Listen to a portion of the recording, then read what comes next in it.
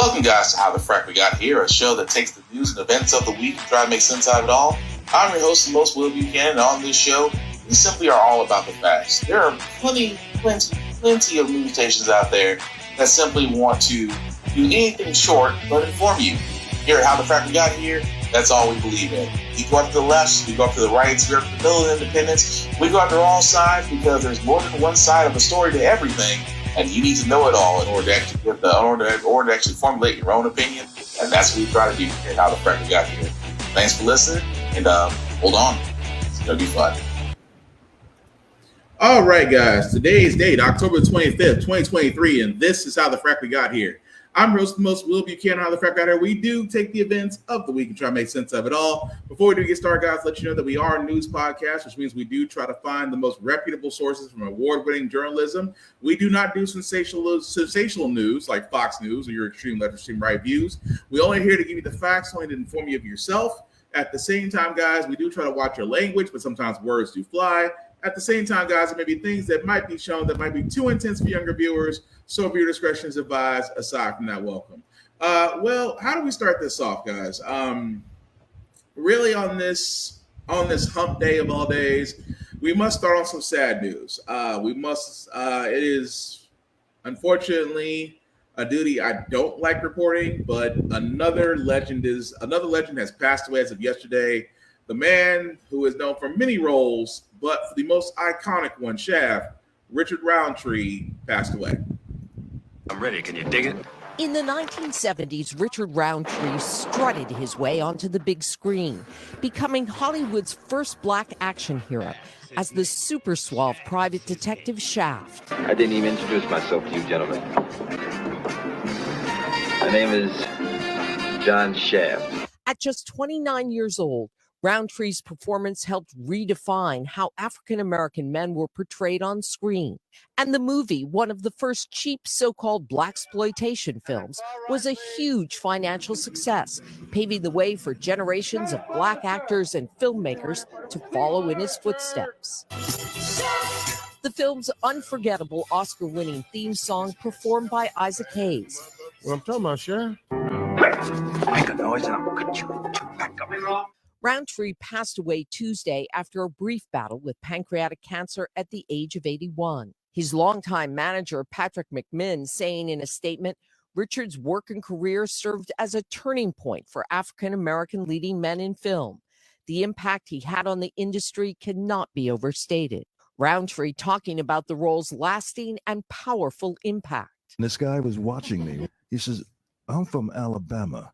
And as a kid, we had to sit up in the balcony. And because of watching that film, made me strive for something more than Alabama. Roundtree reprised the role in a series of sequels, as well as a remake alongside Samuel L. Jackson in 2019. Overnight, Hollywood reacting to the loss. Jackson writing, the passing of Richard Roundtree is a real blow. Loved being around him. Thanks for making us feel real good about ourselves. And I think that's the important thing about Roundtree's legacy. Over the years, he has appeared in dozens of movies, TV shows, and on stage. You'll also remember him in the series Roots. He was a well-versed actor whose cultural impact cannot be denied. In fact, the Library of Congress has preserved Shaft as a culturally significant film. Yeah, I mean, he's the man. I mean, who else could forget Black Moses, Isaac Hayes, delivering the iconic soundtrack that we know it. And as they reported, this was probably the breakout star, if you will, that led to other black action heroes and films, things of that nature. And again, thoughts and prayers go out to the family of Richard Roundtree, sir. Rest in peace. You will definitely be missed.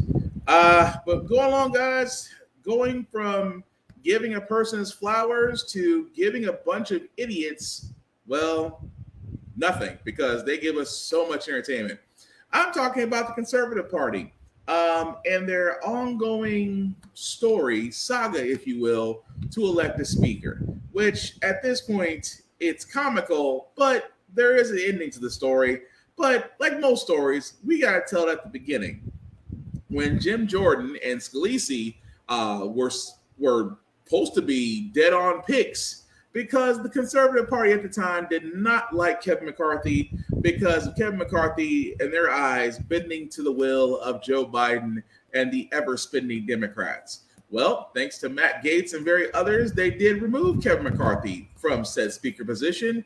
But again, you would think that they were so fed up with Kevin McCarthy that they immediately knew who else could fill the role of Speaker of the House, because without a Speaker of the House, bills cannot move forward, and therefore Congress doesn't work, even though senators and representatives, especially the House of Representatives, still get paid.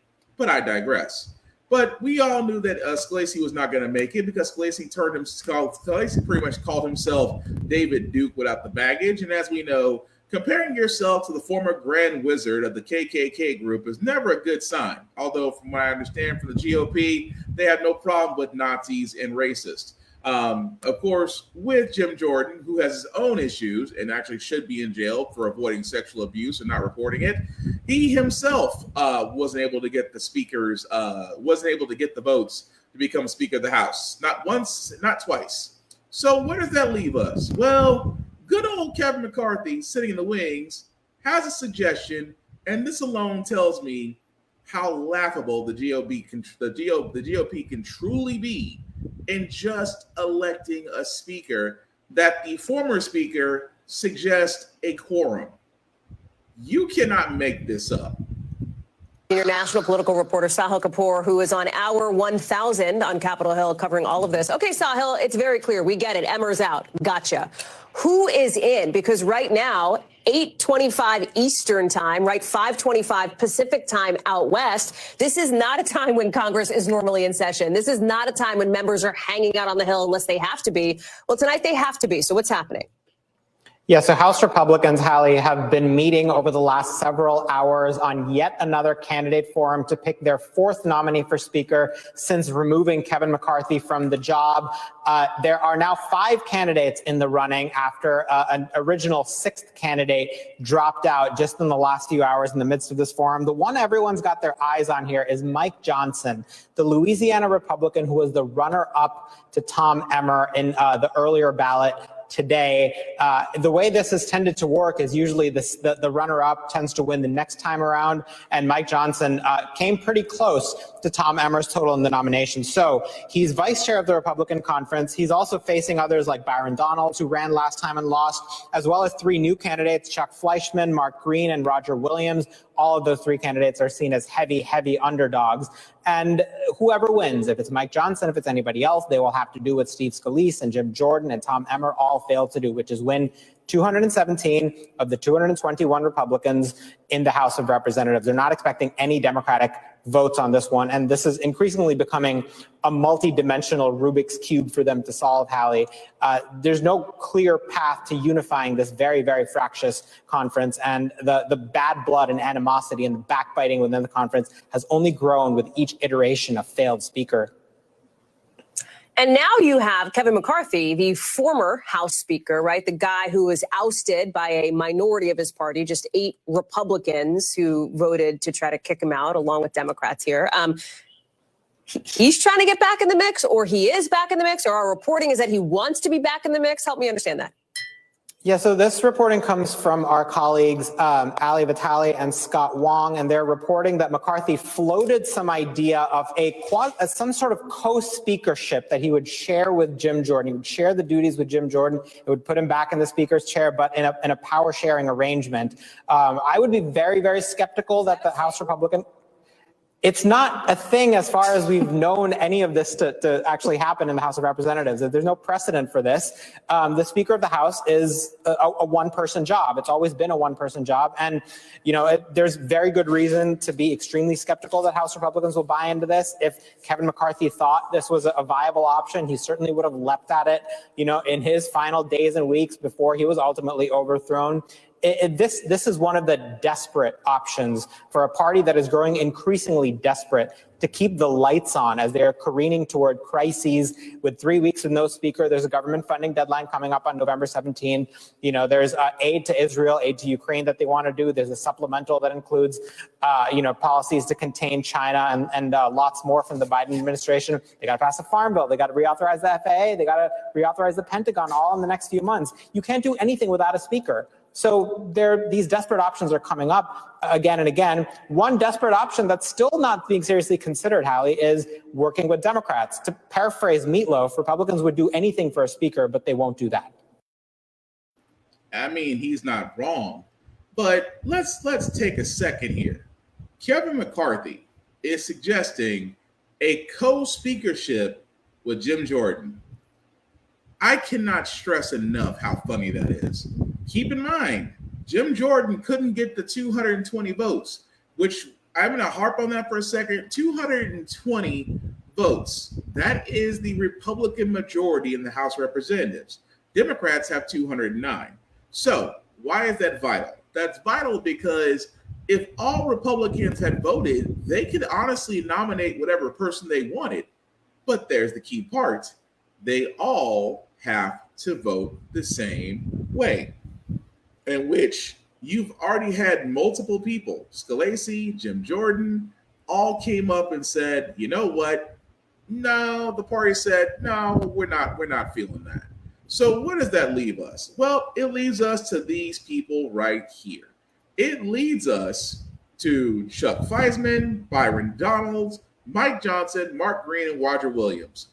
That at this point, before today, was what everybody was looking at. These were the potential people to be nominated for House Speaker. Now, keep in mind, it's the GOP. So what does that mean? Mr. Donalds could be immediately X'd out. Why? Because he's black? Yeah, pretty much. I hate to make it racial, but yes, pretty much. You're a black man in the GOP. You got a better chance of Tim Scott getting the nomination at this point. So yes, he's out. Chuck Feisman, again, nobody. Mark Green, nobody. Roger Williams, nobody. But what about Mike Johnson? What about this man that seems to scream he could possibly do it? Well, here's the funny part. Not only did he possibly do it, he did get elected House Speaker with all 220 GOPs voting for him. And of course, after being elected House Speaker, he actually had this to say. Time of extraordinary crisis right now. And the world needs us to be strong. They need us to remember our creed and our admonition. Turmoil and violence have rocked the Middle East and Eastern Europe. We all know it. And tensions continue to build in the Indo-Pacific. The country demands strong leadership of this body, and we must not waver. Our nation's greatest ally in the Middle East is under attack. The first bill that I'm going to bring to this floor in just a little while will be in support of our dear friend Israel, and we're overdue in getting that done.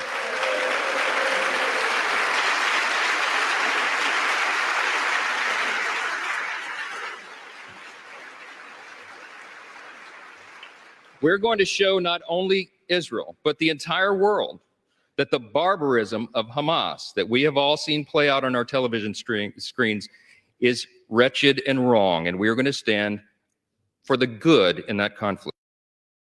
So yes, Mr. Johnson, now elected Speaker of the House, his first bill was basically funding Israel in their ongoing war with Hamas and the Palestinians. Now, I will say this because I said this on the previous podcast. I will say this again. You know, whenever it comes to the Middle East, please do your research.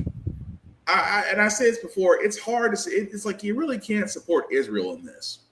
And I did my research. I would implore everybody to use your world history, because when it comes to Israel and the Palestinians, the history will show that somebody's being the aggressor.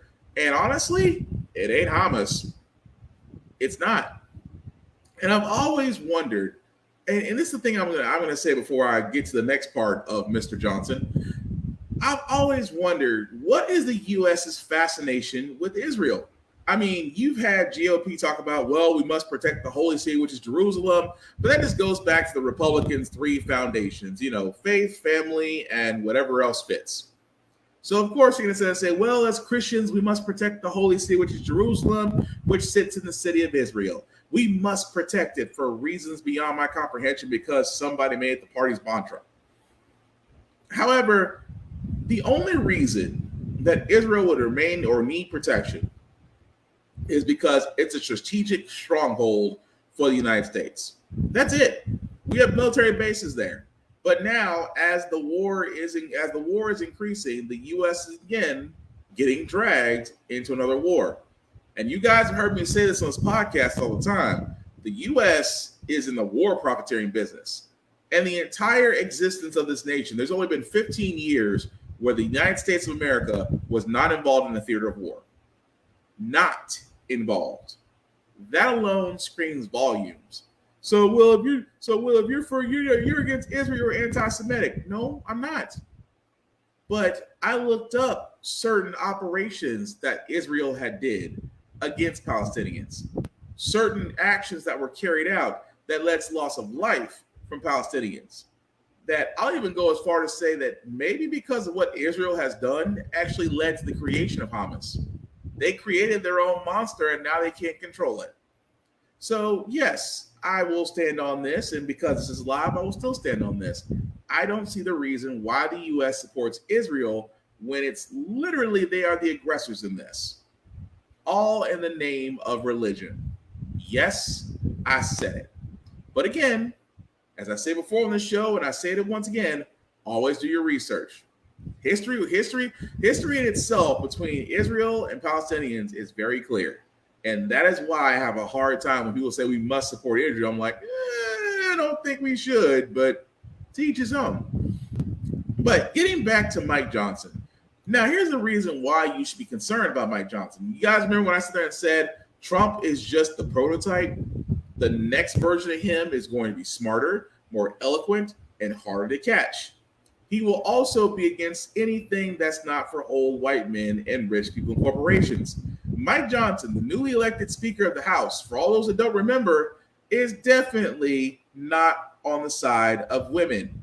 Like most confused conservatives, he's on the side of being pro-birth. I mean pro-life. Well, really, it's pro-birth because if it was pro-life, well, you get what I'm saying. Because, pro-life is kind of bullshit. They're pro-birth. The reason why I say that, remember this exchange that he had with a doctor over the most absurd scenario when it comes to abortion?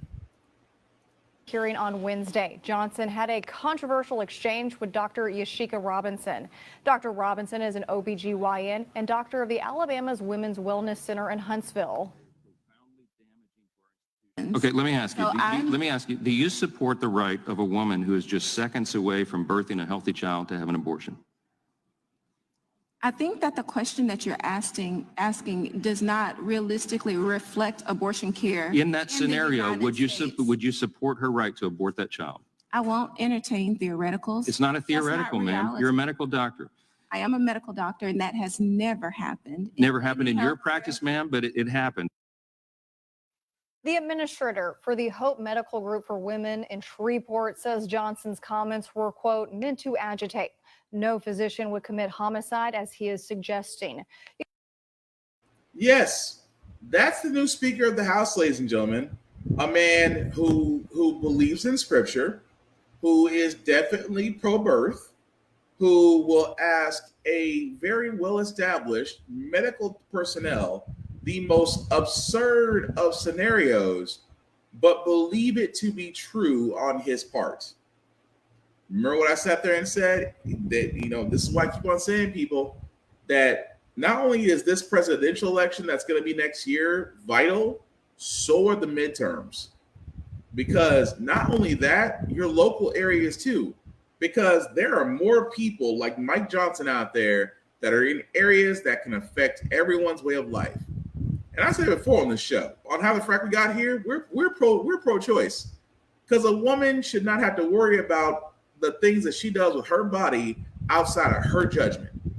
What she does with her body is her choice. The consequences are hers and hers alone. So, Will, you're against the idea of killing babies. No, I am for the responsible choices a woman can make without being shunned, without being harassed, without being killed, without basically, because again, if a man can have abortions, there would be more abortion clinics in Starbucks. But the thing about it is, because it's a woman, it feels like it's some type of possessive thing. And so now you have a Speaker of the House who has no problem pushing abortion-like issues through that are only going to make a few of the masses happy. So again, guys, I cannot stress this enough. Get out there, get informed, and vote. Unless you want to repeat of 2016. It's up to you. But speaking of repeats, Trump once again, folks. I know we're going to talk about him for a second because it's kind of been fun what's happening to him. So right now, Trump and the Republican National Committee are not really having a good day. Why? Because Trump has decided he is going to skip the third presidential debate. And again, he cited when he said he was going to be skipping the third presidential debate, he again sat there and said, why do I need to? I'm leading the polls. Now, for most people, it'd be like the arrogance of this prick, and he is arrogant, but he's not wrong. Why is he not wrong? Because every Republican presidential election, every Republican presidential debate, from the first one to the second one, has been a shit show. And I do mean that in every sense of the word. It was a shit show. There were no standouts. It was pretty much Jerry Springer written television. And at the same time, Trump in his entire life did the smartest thing he can do. Make sure that his presence was nowhere to be found on that stage. And if you look at Republican polls right now, Trump is still leading. Do you understand? Only in America can a convicted indicted former president still can grab the Republican nomination if he's not in a prison suit by 2024. And you're probably wondering, well, that can't be true, Will. I mean, look at the candidates. I mean, the candidates out there have to be smart. Okay, you believe that, right? Look at this debate between governor dictator Ron DeSantis and former ambassador Nikki Haley. That's not her real name. And then you wonder if Trump may have a point about not saying anything because they're making it easy for him. Your opponent, Nikki Haley, has called you out for what she's calling lies about her stance that you're telling about her stance on your reaction to the campaign really going after you guys and saying what you guys are saying is lies. Her words were, she criticized my statement saying we're not going to import Palestinian Arabs from the Gaza Strip. And I said, because there's a toxic culture, there's a lot of Jew hatred, there's all these things that we don't want to bring here. And she said that America's always been able to separate terrorists from people that are really seeking freedom, that they want to see Hamas overthrown and live in freedom.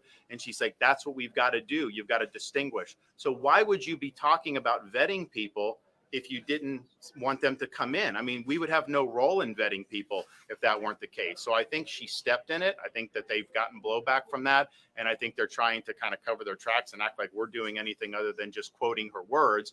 But it does raise, I think, a larger issue about how do you conceive of some of the folks in the Middle East? Because we fought wars on the assumption that if you removed a dictator like Saddam, that a Western-style democracy would flourish, that's what people were really yearning for. I can tell you, as someone that served in Iraq, and I bet you our guys here, I don't know if John's still here or whatever, I think they would acknowledge that was not what the population of Iraq was after. Like, yeah, the Shia didn't like Saddam, for sure. A lot of the Sunni Arabs preferred Saddam, but their view of freedom was not an American view of freedom. Their view of freedom was really submission to Islamic law, to Sharia law. So you have to understand that. And if you don't, then you haven't learned any lessons from what we did in the Middle East over the last 20 years. When you were the governor in 2015, you defended the Middle East refugees. And the resettlement program and stuff, and you said that we can't let fear of terrorists stop us from accepting Middle East refugees. Do you still stand by that? And if not, why not? You know, the first thing I'll say is God bless Ron DeSantis, because he continues to try and bring up this refugee situation. He has said that I want to take Gazan refugees. I have never said that. And he's got an ad on TV. And I will tell you, from CNN to Newsmax, they have all said that his ad is a lie. The second thing he wants to talk about is refugees. Every state in the country has a refugee settlement program. And what that settlement program is if we have people who've been persecuted, religious persecution, Christians who have been or in danger, whatever is happening, every state allows our Christian organizations to bring people once they're vetted.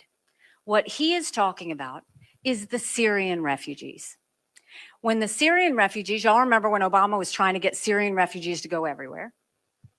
They wanted Syrian refugees to come to South Carolina.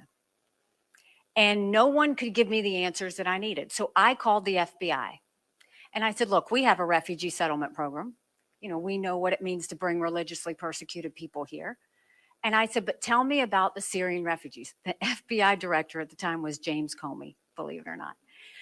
So I said, tell me about the Syrian refugees. What makes them different than the ones we already take? And he said, we can't vet them. And so I went, you can look at any paper in South Carolina. And I said, we will not allow any Syrian refugees to come to my state because my job was to protect South Carolinians.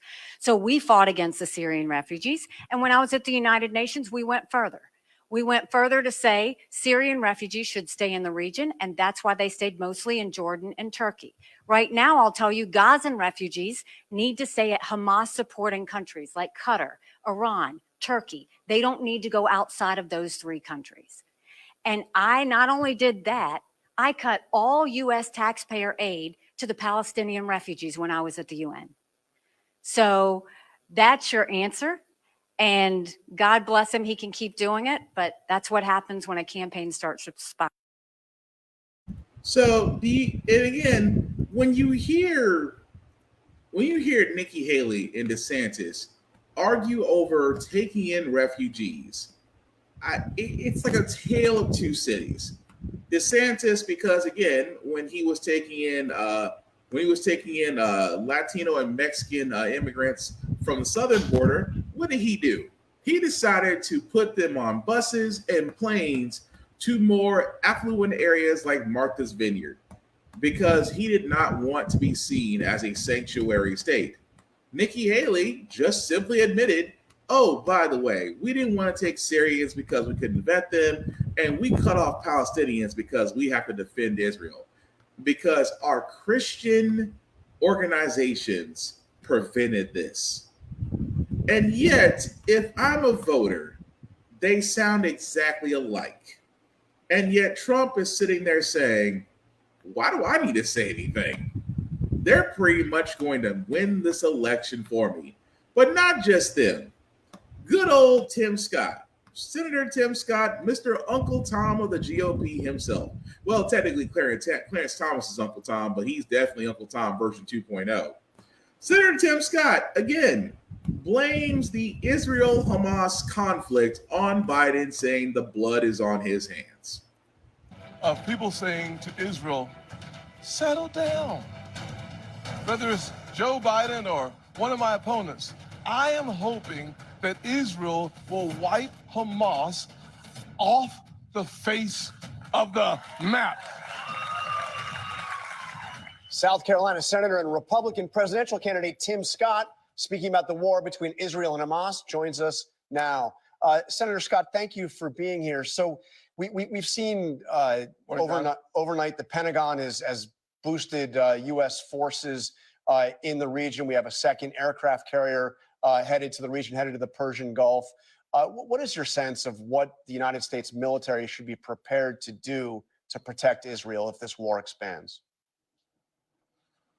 Well, there's no doubt that escalation in the Middle East seems to be happening before our very eyes. The two carriers, one of them is already shooting down rockets. What we need to be prepared for is one of the reasons why we saw the THAAD missile system, anti-defense system, go into the Middle East is because we've seen conflict coming and we've seen rockets fired not only at Israel, but we've seen our own troops under pressure and frankly under attack as well. So what we need to do is make sure that we put the blame where it belongs, and that's on Iran. We need to send the clearest message that if we see the death of more Americans, that is on the shoulders, frankly, and in the hands of Iran. We need to deal with Hamas and Hezbollah by giving Israel the resources, the equipment. They already have the manpower. They've called up 360,000 troops. But fighting a war on two different borders is going to be something we should keep our eyes on. And we should send the message to Hezbollah, stand down, or there will be consequences.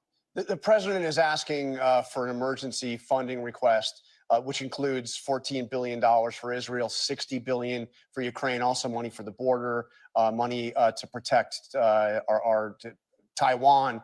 Are you in favor of that package? I am not, as the package is currently constructed. I believe that leveraging the challenges in the war with Israel to get more assistance for Ukraine at that level of $60 billion is too much. And we need to have a single focus on bringing Congress together behind the support for Israel. That package would pass overnight. Having a package that's splintered makes it more difficult to get through the houses of Congress and get the aid to where we need it and sending a unified support to Israel. But you support aid to Ukraine, you support aid to Israel. If these come together, if that's the way this bill comes up, you're not going to vote against it, are you? I will in the current construct. There's no doubt that we spent about, over the last 2 years, $100 billion to Ukraine in this one package. It's $61 billion for Ukraine, only $14 billion for Israel. Israel is at the beginning of a long, protracted war. I think we are much better off, better served as a nation, focusing our resources and our attention immediately on Israel and continuing to provide the kind of level of accountability and responsibility the American people want to see as it relates to the resources for Ukraine. If we do those separately, I believe we get the Israel package done almost overnight. And then we have the longer process of providing more resources, depending on the level, to Ukraine. But most importantly, I'd say there is the southern border that must be addressed in the middle of this. One of the challenges that we've seen on our southern border are people coming from actually Iran, from Yemen, from Syria. Thousands of people have crossed our southern border. And on both sides of the aisle, the one thing we can agree upon is that the national security threat represented by an unsafe, insecure, and wide open border has never been higher than it is today. I want to ask you about something that you said just a few days after October 7th when Hamas attacked. You said that Joe Biden had blood on his hands. That didn't really sound like the Tim Scott that I know, the hopeful, optimistic campaign you talked about running. But sometimes in the heat of the campaign, you say things that maybe you regret. Do you regret saying that, saying that the president of the United States has blood on his hands? I don't, actually. I'm a happy warrior without any question, but we are now in the midst of a conflict. And so the warrior in me requires responsibility to start at the top. You think about the fact that the weakness of Joe Biden attracts conflict around this world. And frankly, the negotiations with Iran is what specifically I was talking about. $6 billion for hostages only creates a bigger market for Americans abroad. But Senator, money, if I can just... John, let me finish. Okay. That money, let me finish, John. Look, that money, we know Hamas's first thank you was to Iran. 90% of their money comes from Iran. You put those pieces of the puzzle together. That's why this administration froze those dollars just last week. But I mean, I'm glad you mentioned they froze the money because none of that money has gone to Iran, none of it. And you said that he has blood on his hands. I mean, with all due respect, that the blood is on the hands of Hamas. And to say that Joe Biden is complicit, which you also said, in the greatest, deadliest attack on the Jewish people since the Holocaust. I mean, that's beyond the pale, isn't it? I mean, well, John, let's you don't really right think back to where we find ourselves. John, Yeah, let me just go and stop right there, because if he stutters anymore, he can self-start a Chevrolet at this point. But you see the point I'm getting at here, folks, is that they all sound the same. Like GOPs, chicken hawks, love the idea of war, love to blame Democrats, because he tried to blame Biden and say, oh, well, the money that they gave Iran is funding this whole thing, and how quickly the truth gets put out. No, none of that money has ever been used for that. We can account for it. Well, if he keeps stuttering, he will literally start an engine, all that stuttering he's doing. But that's just 3 candidates. We hadn't even got to Pence. We hadn't even got to the other 2, because you know why? Everybody loves Trump. Trump is literally an American crime story that most Republicans see him as the goal. A man who can do practically anything with 0 consequence. Well, that used to be the case. Even though he may be leading the polls, well, his legal troubles may have gotten slightly worse. Legal woes, as he has now been fined by a judge for violating this limited gag order. The judge in that civil trial fining Trump $10,000, referencing a statement that he made about the judge's law clerk. It happened just outside the courtroom. Trump denies his comment about the clerk. It was said today. Now, this is the second time that the judge has fined Trump for violating a gag order. So I want to bring in our ABC News senior investigative reporter, Aaron Katursky, who's there. Aaron, thank you for joining us. So really, Aaron, shocking moment for Trump to be called up to the stand today. You know, he's been making statements to cameras throughout these proceedings, despite the fact, Aaron, that he's not even required to be there. He's not required to be here until he's called as a witness, and that's going to happen later in the trial. So for him to take the stand and be sworn in during a brief hearing after lunch was a complete surprise, but it was something that Trump said in the hallway that prompted the judge to do it. Trump has already been warned he is not allowed to disparage court personnel, particularly the judge's law clerk, whom Trump has posted about before on social media.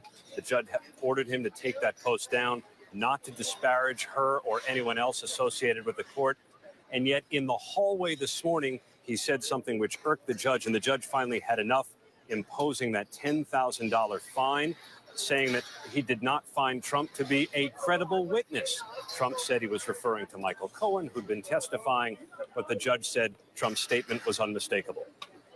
Right. He talked about that barrier there, that he couldn't even see Michael Cohen. Right. And Aaron, what more are we learning about the fine here from the judge? This is a $10,000 fine, and it came after Trump said this in the hallway. And that's very clear. The other thing is that, as you know, and I say it again and again because I've never seen anything like it, I don't get a jury. This was a trial should have never been brought, but if we had a jury, it would have been fair, at least, even if it was a somewhat negative jury, because no negative jury would vote against it. But this judge will, because this judge is a very partisan judge, with a person who's very partisan sitting alongside of him. Trump has been complaining that this is a bench trial, but this is the way the case was charged, and this kind of case would only be heard and decided by a judge, not by a jury. And the judge decided that he took his complaints too far today when he included his law clerk, calling her partisan, seated right there alongside the judge.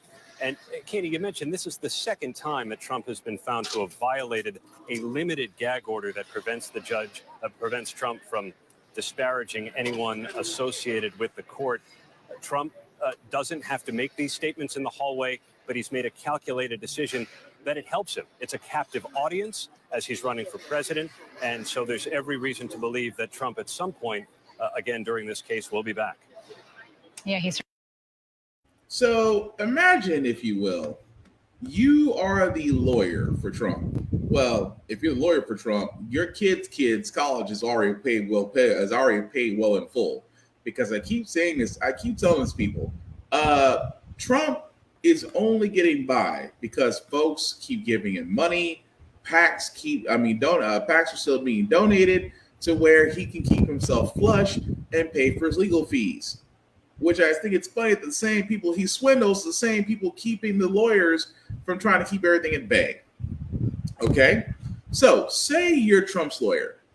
You were just told, not once, but twice, do not talk about the case, do not talk about court personnel, including the bailiffs and the court clerks. If you do, you will violate your gag order. Trump, steady more does it. Until this judge got fed up and said, nope, I will now charge you a fine. And of course, what does he do? He goes back out there and says, it's a witch hunt. They've been trying to nail me. And I'm thinking to myself, if I was Trump's lawyer, I would be sitting there saying, you are literally 3 tweets away from being held in contempt. But it just, again, this is the part where I'm talking about. There are folks out there, preferably of the napkin variety, that treat Trump like this romance novel.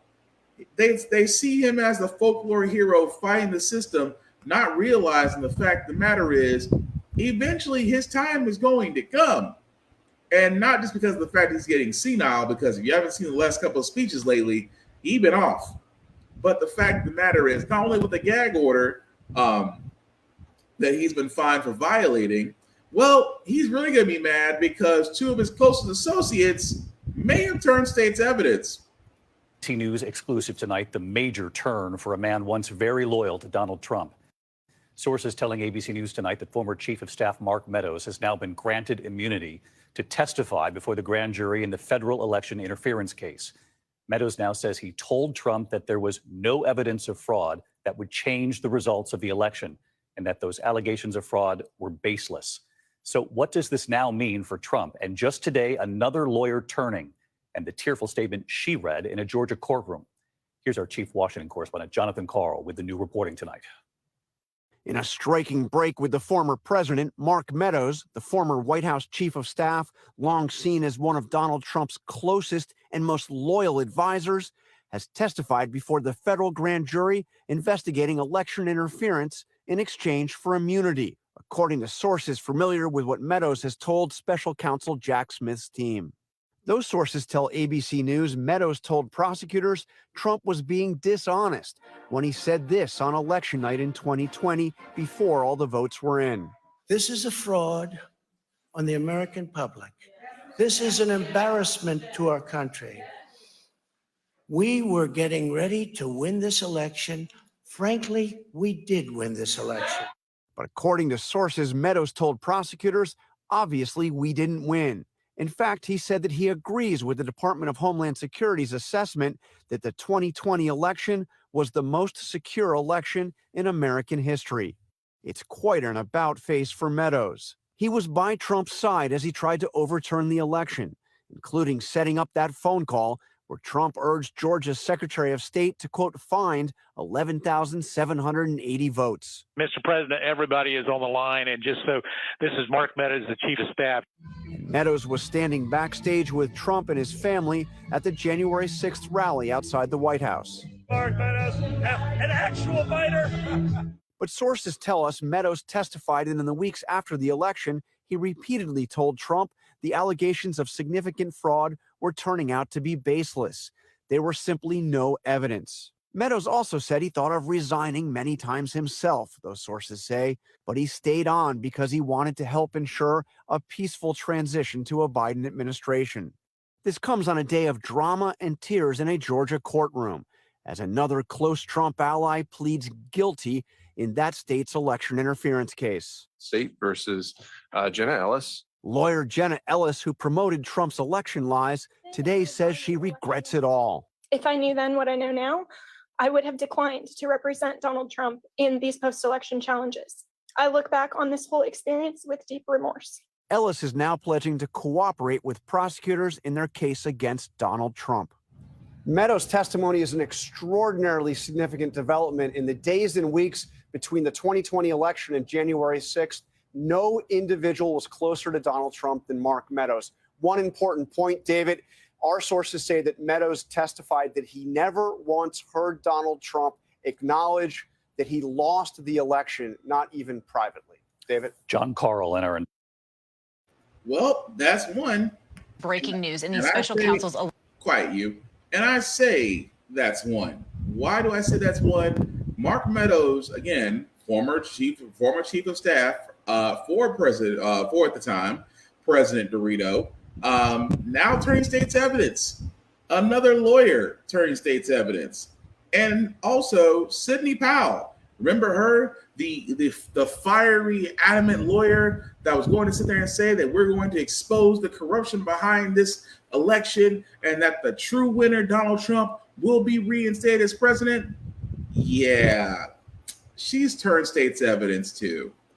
Development in the Georgia election case. One of Donald Trump's former lawyers, Sidney Powell, has pleaded guilty and is cooperating with the prosecution. Our senior investigative correspondent, Aaron Katursky, has more on that. Good morning, Aaron. Rebecca, good morning to you. Sidney Powell was supposed to go on trial starting today with jury selection, but at the last minute, she pleaded guilty and agreed to testify against former President Trump and the others charged with conspiring to overturn his 2020 loss in Georgia. Through baseless conspiracy theories and failed lawsuits, Sidney Powell worked feverishly to keep Donald Trump in power. But this morning, a turnabout. How do you plead to the 6 counts of conspiracy to commit intentional interference with performance of election duties? Guilty. Powell is the first person with direct ties to Trump to plead guilty in the Georgia case and agree to cooperate with Fulton County prosecutors. You're to testify truthfully against any and all co-defendants in this matter at any upcoming proceedings. My understanding is that she was involved in some of the conversations of the inner circle, and she may be able to tie the former president to some criminal conduct. Powell was part of a December 2020 meeting in the Oval Office where she allegedly urged Trump to seize voting machines and appoint her to investigate. She also pushed the false conspiracy theory Georgia voting machines were controlled by Venezuela, even pointing a finger at the country's former dictator, Hugo Chavez, who was dead. This was exported from Venezuela and by Maduro and by Mr. Chavez. This is the consummate foreign interference in our election. Powell pleaded guilty to 6 misdemeanors involving a scheme to access voting equipment in Coffee County, where some of her co-defendants were seen on tape entering the election office and allegedly tampering with electronic ballot markers and tabulating machines. And are you pleading guilty today because you agree that there is a sufficient factual basis, that there are enough facts that support this plea of guilty? I did. Powell must now serve 6 years probation, pay a... You can't make this up. That was the same person that was saying, you know what, Trump should be president, and even went so far as to literally do the election tampering that she swears up and down was already happening. And listen, Trump's not having a good day. Not only are you fined $10,000, not only 2 of your closest allies are now more than likely testifying against you. And I know we've been saying this from Jump Street, what'll finally take Trump down? Honestly, everything. I think everything needs to come down. I think, it's not like Al Capone. Al Capone, for all those that don't remember, Al Capone only went down for tax evasion. He didn't go down for the number of other gruesome things he may have allegedly been tied to. The IRS got him. How ironic it would be if not only the IRS, but the IRS, the DOJ, and the SEC all got a piece of Trump. But time will tell, because only in America could you be facing multiple indictments, possibly the end of your life in jail, and you can still get the Republican nomination. You can't make this stuff up. Speaking of things that you can't make up, this is, we talk about policemen and that you got to be perfect in your job. I know we talk about this on this podcast all the time, but we keep on using the analogy of pilots.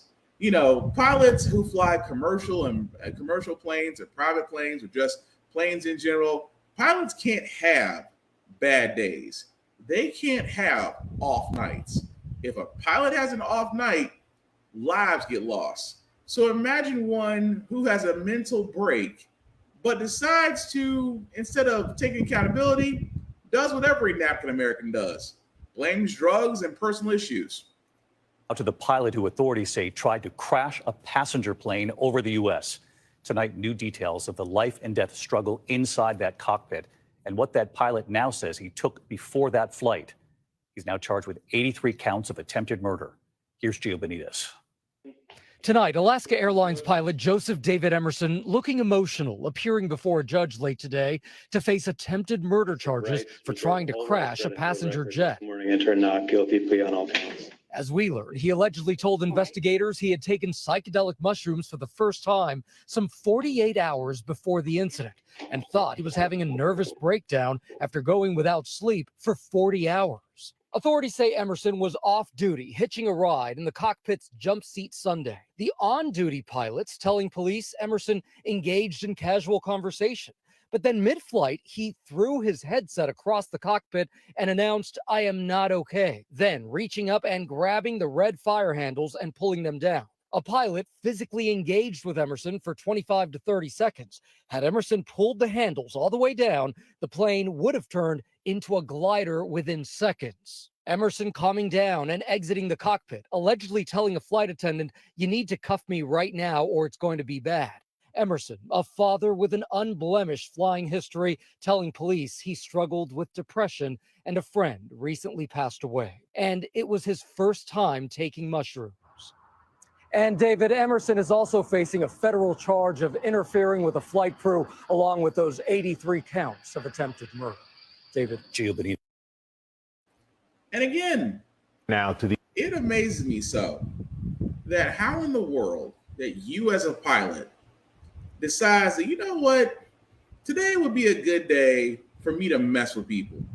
And here's the thing, I don't feel bad that you're charged with attempted murder, because again, pilots are responsible for these planes that people fly on. If you're like me and you have a very small fear of flying, well, really it's not small, but let's just say it's a fear, that messes with you. But imagine if you're a pilot, you haven't slept, quote unquote, for 40 hours.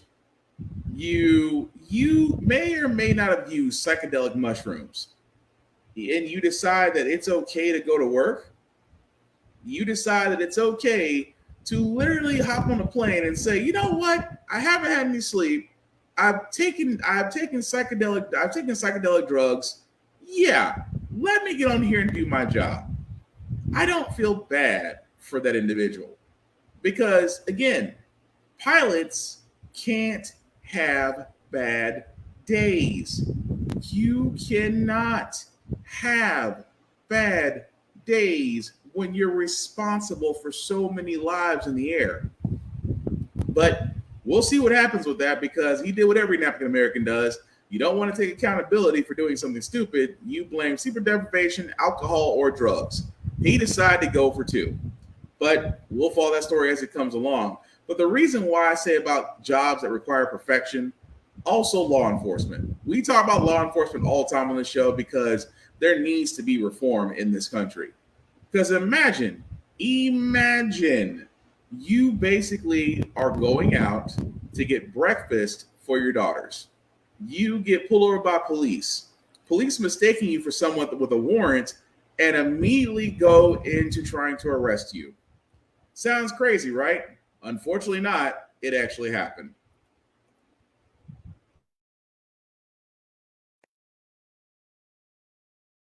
Okay, well, what's your information? That's all. Damn, I'm finna go get some for my baby, something to eat. Okay, hey, if you're good, sir, you're good. I'll be right with you.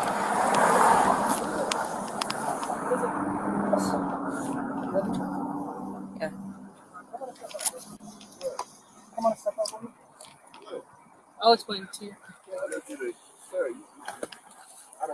permission to do it. I know. Step out. I'll explain everything. No, sir. Tell me why. No, I gotta get about the why you didn't give me permission. I didn't give you permission to open the door or none of it. Right now, you are being detained. You want to step out, bro? Come on and step out. Come on and step out. You're gonna get tased. Come on and step out. What's the matter? Come on and step out, bro. Come on and step out. Come on and step out. Come on and step out. Bro, step out. What are y'all? Man, hold on, bro. Come Come on and step out. Come on and step. What are y'all? Come on and step out. Pulling on me for what? Hold on. Y'all, I didn't give y'all permission. I didn't give y'all permission. Bro, hold on. Hey, bro, come get. Bro, this is my gun. Bro, this is my bro. Yeah. Bro, y'all got it. Y'all got it, bro. Y'all got it. Bro.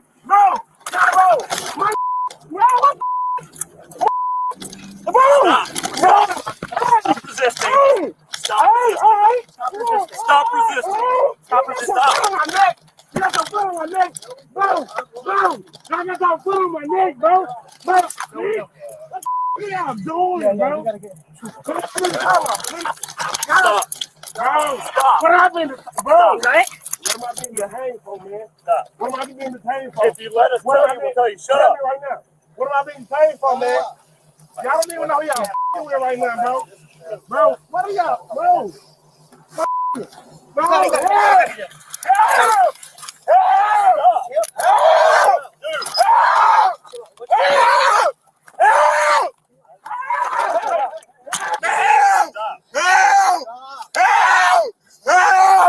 They hurting me! They hurting me! Put 84 out with us as well. And start us some record, please. I don't know, fellas. Get in the car. No, hell. Stop. Get in there. Well, y'all hurting me. Y'all hurting me. Go ahead and start us an ambulance to just injured prison. Help me! Help! Somebody help me! Stop. Stop.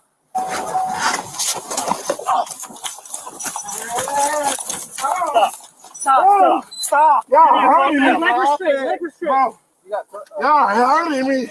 No, we're not. You're hurting yourself right now. What are y'all doing? You are hurting yourself. Hey, while he's down, search him. You're getting this because you're acting this way. This is 100%, and I'm not. Okay? Oh, y'all hurting me, bro. You touching my body when right? Bro! Stop. Bro, you're pressing. I know I'm pressing your pressure point. All right. Because you're acting stupid. Bro, you stop. I'm a very intelligent black man. Stop. I don't care. Stop. Yeah. Oh. Watch your foot. Watch your feet. You got the gun? Yeah, it's in the front seat. And this guy's right pocket. And he kept going like this too. He kept reaching. Yeah. No, I did not. Do you have it? Yeah, it's the third. What? Mr. Hayes. So, and I don't know all the story, but there is another Sylvester Hayes, right? So give me a second, right? And that Sylvester Hayes does have a warrant. Then maybe that's I'm the third, man. Okay, so your last name is Hayes? Hayes, Sylvester Hayes was third. Like I got a good job. I work security. Like I'm trying to be one of y'all, but like, come on, man, this how y'all do. This how y'all do me. I'm working to be y'all, bro. I didn't do anything. My name is Tim, man. Besides speeding tickets, man. Right. I understand. And like what I said, I do apologize. Like if you feel like they roughed you up or whatever, I do apologize.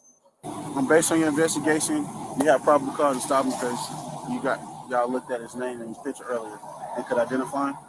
We couldn't see it in the car.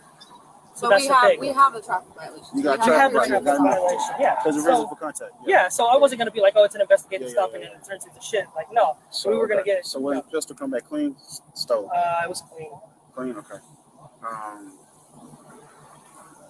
Double check with the jail sergeant on the UCW charge. Okay. All right. Just to make sure, because we got new laws now. Yeah. Right. So if he's not a felon, but not convicted of one, that's different. Any drugs in the car? I don't know. I don't think so. Okay. Y'all just searched the car. Yeah. They haven't said anything. Okay. So. That's fine. And then what was his injury? Nothing. But if he resisted, he resisted. You know yeah. What I'm saying? So resisted. We got him on that, right? Yeah. So that we're good. So yeah. So just find out what the jail sergeant on the new jail deal. I mean the law violation on the gun, on the pistol. Make sure he wasn't supposed to have it. Yeah, because the Lester ended up being like the third or something like that. But as soon as I saw the Lester Hayes, I was like, okay, let's get him out while we.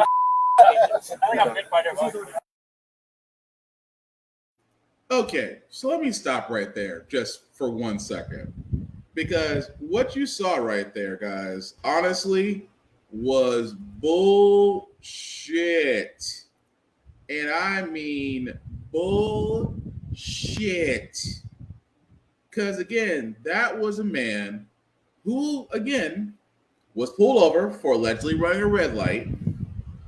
The officer, who was the female officer, took his, immediately didn't run his license, but looked at the name and said, "Oh, you must be related to so and so who has a family violence warrant out," and because of that, called in backup, and because of that, led to what we saw in 6 minutes. Now, you guys actually did see near the end when they got his ID, she ran the ID and said, ever so quietly, "It may not be him." So let me get this straight. You called backup. Backup detained what was a calm individual who sat there and told you guys that he had a registered firearm because he was a security guard. You detained him violently, and nobody decided that, you know what, maybe we need to run this thing again to make sure we got the right guy. But you waited until you had his face down the edge of the concrete and sat there and said, okay, now we're going to search you. And here's the more dirty part. The more dirty part was when they know they effed up, now we need reasons. We need justification. Oh, well, he was resisting, right? Yeah. I would be resisting too if I did nothing wrong and there's 6 guys trying to get me to the ground. I would resist too. Well, we need to check the gun. Well, if a man told you he had a registered firearm in the car, chances are it is his and it's legal. Oh, well, did you search the car for drugs? When I tell you the truth, this is the reason why. And again, if you're law enforcement, and I don't feel bad for you saying this as far as for law enforcement, this type of thing is the reason why people of color and minorities don't trust you. It's the reason why we get antsy at traffic stops now. It's the reason why we have to be more careful now, why we know the law better than you. Because if one officer doesn't do their job, that means there is a possibility of loss of life, simply put, because somebody didn't do their job. Somebody didn't do their job. I mean, just a month ago, we literally covered another police officer who did not run the plates correctly and almost got a car that had a parent and his teenage girls coming from AAU basketball because the officer ran the plate wrong and pulled up a plate where it said that the car may or may not have been stolen, got guns drawn, and the father that was in the vehicle had a gun as well.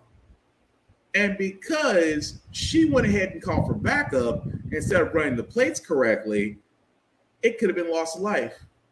In the same sense with this man we just showed, his life could have been lost because of an officer's negligence. And that, outside of shooting black people and get away with it, is the biggest killer when it comes to minorities. An officer's negligence. Even more so. Even this next story I got, guys. Again, imagine that you sat there and you haven't seen your child. You file a missing police report, and then you find out that the police in your town, or at least one specific officer, knew where your son was the entire doggone time because they killed him. In responding tonight after a mother was left in the dark after searching for her son for almost 6 months with no information on where he could be. Now she finds out he was killed the same night she last saw him. 3 Side's Nathan Lee has her exclusive interview. Nathan? 172 days is how long Betterstein Wade has waited until she was told by a detective her son, Dexter Wade, was killed just 4 blocks from her home. This comes after she reached out to his friends, Jackson Police Department, and multiple detectives. Wade filed a missing persons report on March 14th, 9 days after she last saw Dexter. She would not receive any information on her son until August 24th. That was when a detective told her that Dexter was killed by a JPD cruiser while he was walking on the interstate. Wade was also told that her son was buried at the Pomper Cemetery before she knew where he was or if he was alive. I gave y'all all opportunity in the world. I mean, if they didn't even do it the 14th, before they even put him in the ground, they had the opportunity to come to my doorstep and say, Miss Wade, we getting ready to bury your son. I had to buy him back from the state. I had to pay $250 just to get his body rights back. Wade says they will be moving Dexter's body from the Pomper Cemetery. In a statement we just received from the city of Jackson, officials say that the investigation found no malicious intent by Jackson police staff. You can read their entire account of the events on the story on WLBT.com. Nathan Lee, 3 on your side. Yeah. Think about that for a second. You're a mother whose child, and you don't know what happened to that child. And yet a police cruiser, which meant that a cop hit and ran, killed your son. Your son was then buried in a pauper's graveyard. For all those that don't know, that's a graveyard where nobody claims you. That's where the city buries you. It is literally a pine box in the middle of nowhere. And yet a detective comes forward and says, oh, we found your son. He was killed. Okay. Here's the thing that bothers me. That at the end of it all, they try to sit there and say, oh, well, I mean, there's no charges, because criminal charges were filed against 2 of the officers. The first one, Anthony Fox, was sentenced to 5 years in prison, being found guilty of culpable negligence manslaughter. The other individual was allowed to walk. Now keep in mind, this is only after the story was reported that they decided to go after these officers. And again, 5 years in prison. You killed somebody. And I said, only in law enforcement could law enforcement do a hit and run, bury a body, not notified next of kin, and then for 127 days, let that mom live in torture about where her child is. And then, as she said, she had to buy her son's body rights from the state, which means that she had to pay the state to exhume the body to where it can be properly buried of her choosing. Tell me that's not messed up. We literally, guys, just showed 2 stories, 2 freaking stories where an officer's negligence led to loss of life. And yet, no accountability on law enforcement side. As long as these stories keep popping up, we're going to keep talking about them until reform is met. But like I said, guys, I said it once and I'll say it again. The only way that police reform is going to happen is that you have to attack the money. And there's one thing that they hate above all else for police unions. They hate when their pensions are attacked. So that's my point. If you take the pension fund for all law enforcement officers and use that to pay out to the victims' families, watch how quickly everything changes. That is all I'm saying. Watch how quickly everything changes. But the last story that we got, guys, before we get to our feel-good segment is, again, student loans. I know we can't stop talking about them because payments have resumed. And, of course, Biden's trying to get more money for foreign countries, but yet we can't get a break on student loans. Here's the worst part. Right now, there are 305,000 student loan borrowers who got the wrong amount on their bills. Again, you can't make this up. The Department of Education identified the errors and directed student loan servicing companies to place the impacted borrowers in an administrative forbearance during which they are not required to make payments. Because of the department's stringent oversight errors and ability to quickly catch these errors, services are being held accountable and borrowers will not have payments due until these mistakes are fixed. Here's an idea. So you're telling me that servicers have messed up, the Department of Education has caught it. Why not just go ahead and wash it clean? I will forever argue this, that number one, student loans is probably the most predatory lending that you can do on kids who are 17 and younger who go to college. I've said multiple times on the show, it's predatory lending. Not only because banks and private banks and other institutions are allowed to still do this, it's the fact of the matter that it's predatory lending because you are basically being hitched to something that unless you come into great fortune, inheritance, a great career, or just overall luck, you may not be able to shed that albatross from around your neck for the rest of your days. You might be stuck with it. And for anybody that's in the credit game, you know debt to income ratio, student loans can make up a big part of it. If you're in the medical field, you're hitting 6 figures in student loans easy. And these jobs are not paying. Those careers for those jobs out there are not simply there, or they're not paying enough. Now, keep in mind, I keep saying everything's going up on your paycheck these days. And at the same time, when you have that kind of debt on your credit report, it makes it hard to get a loan. It makes it hard to get a house. It makes it hard to get a car. It makes it hard to get a great job because jobs look at your credit too.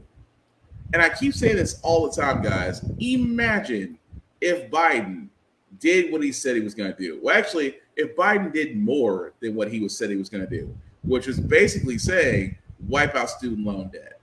Oh, but Will, it can't be done. Yes, it can. Yes, it can. The problem is they don't want to because student loans mean that you have a perpetual fountain of people paying that may or may not ever see the light of day. They may never, because the interest alone is ludicrous and the principal, you might get to it eventually. That's a very big key word, eventually. But if servicers are messing up this bad in what people are being owed, imagine what else someone will find if given the time. But if it was me, if you're getting serviced the wrong way, the best way to resolve it is to wipe it clean and say best of luck to you. But again, I digress. But move along, guys. We're going into our feel-good segment because usually on How the Frack We Got Here, we usually cover a lot of things that are doom and gloom. Sometimes make use of faith and humanity. But hey, it's Wednesday, it's hump day. Tomorrow is Friday Eve, which is Thursday. We will leave you guys out with some good vibrations. And this story is of an individual who is in the art, I call it a sport, but it's really the art of ballet. This individual has had multiple setbacks and is yet still thriving. And I believe their story needs to be told. Check it out.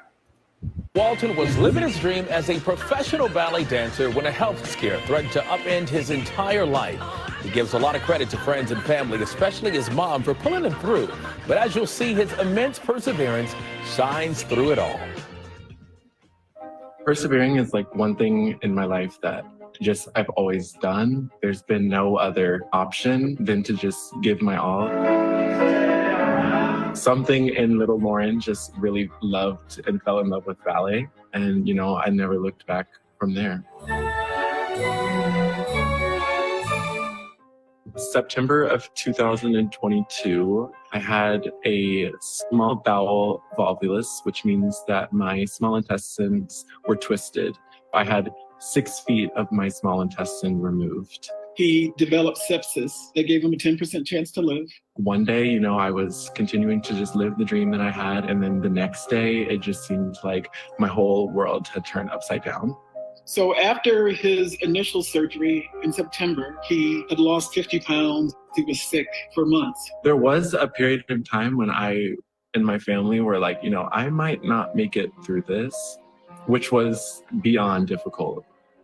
Once I started telling myself even those little victories are big victories, and using those to continue to just tread forward and keep fighting definitely brought me as far as it did. I returned to work in January of 2023, and shortly after my first production, I had a small bowel perforation. We go to the emergency room, and within 2 hours, he was having another surgery. He starts dancing again in February. We have another surgery after another show in April. Went to the hospital again. When they would actually go inside, there would be no conclusion. And then in May of 2023, I had a final surgery to where they had actually found the leakage was at the original site of my first surgery. Yeah, I'm so blessed and just so grateful to be able to be back in the studio and just feel like I have my life back again. When you know Lauren, you know joy. Each time he would go back into surgery, he'd come back to rehearsal, keep lifting people, keep dancing beautifully, might I add. It's incredible. Lauren has always been that dedicated soul. When he was a little kid, he was that way. He would do everything at 100%.